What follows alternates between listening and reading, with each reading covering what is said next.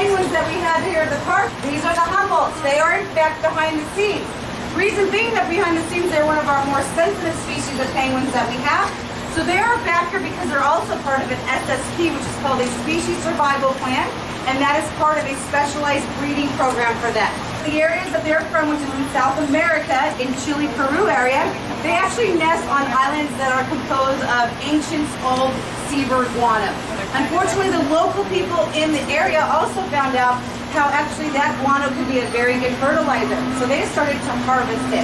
They ended up decimating nesting seasons over and over again, which caused them to have nest failures and caused their populations to plummet enough where they had to be placed on the endangered species list. Now since then, they still do guano harvest, but the local people in collaboration with scientists and also the local government, they do it in designated areas at times of the year where the birds are not there or there's little to no impact on them.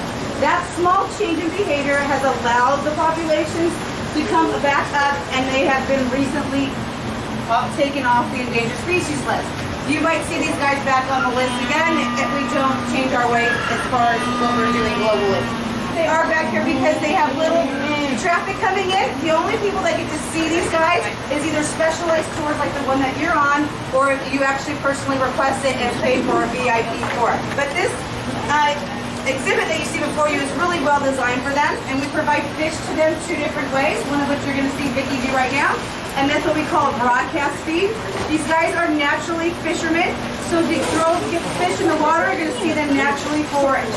We also will sit and hand feed our birds, and their base diet consists of carrion and capelin, and they're fed that 2 times a day. And then they have a nice large dirt land area. Now that being, these guys are a warm species of penguin. When they come on land to nest, they're coming on land to nest either on the ancient guano areas or on dirt and sand. So they are actually in fact burrowing nesters.